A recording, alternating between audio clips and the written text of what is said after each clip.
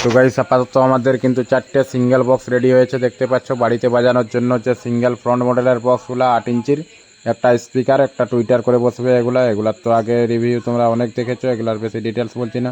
এছাড়া দুটো পপ, একটা 10 ইঞ্চির, একটা 8 ইঞ্চির সিঙ্গেল পপ রেডি হয়েছে, এগুলোও কিন্তু বাড়িতে বাজানোর জন্য। এছাড়া আমাদের র্যাক কিন্তু 6 পিস রেডি হচ্ছে, বর্তমান র্যাকগুলোর কাজ চলছে, দেখতে পাচ্ছ। র্যাক 5-এর র্যাক, টোটালটাই 5-এর র্যাক। গোল রাউন্ড র্যাকগুলো 4 পিস হবে, এছাড়া স্কোয়ার মডেলের র্যাক দুটো। তো মোট 6টা র্যাক হবে। তো দুটো র্যাক অলরেডি আমাদের ডেলিভারি হয়ে যাবে, খালি ক্যাবিনেটটা আর দুটো র্যাক ফিটিং হবে। এগুলো এই ভিডিওতে তোমাদের সঙ্গে ফিটিং সহ সম্পূর্ণ এইচএফ সহ দেখাবো, প্লাস আমরা পিএফ কন্ডেন্সার দিয়ে কিন্তু এখানে ফিটিং করব।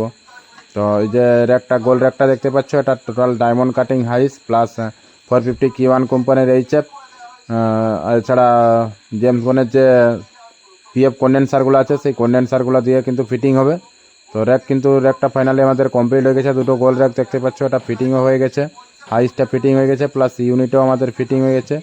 ইউনিটে এখানে আমরা যেটা ব্যবহার করেছি, K1 কোম্পানির 450 SN মডেলের যে এইচএফটা আছে, তো সেই এইচএফটা আমরা এখানে ব্যবহার করছি। এছাড়া এর সাথে যেটা কন্ডেন্সার, তো এর সাথে কন্ডেন্সার আমরা পিএফ কন্ডেন্সার জেম করে যে 4.7 ইউএফের যে কন্ডেন্সারগুলো আছে, সেই কন্ডেন্সারগুলো ব্যবহার করছি। তো দেখতে পাচ্ছ কিন্তু প্রতিটা এইচএফে একটা করে কন্ডেন্সার দিয়ে দেওয়া হয়েছে। এগুলোতে বোর্ড বাদেও কিন্তু চালানো হবে, আলাদা মেশিন দিয়ে যদি চালাও তাহলে বোর্ড বাদে কিন্তু চলে যাবে, কোনো রকম কোনো অসুবিধা হবে না, বেসটা কাট হয়ে যাবে।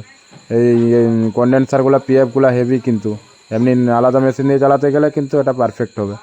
তো যাই হোক, আশা করছি তোমরা বুঝতে পেরেছো। আজকে এই পর্যন্ত, নেক্সট ভিডিওতে দেখা হচ্ছে।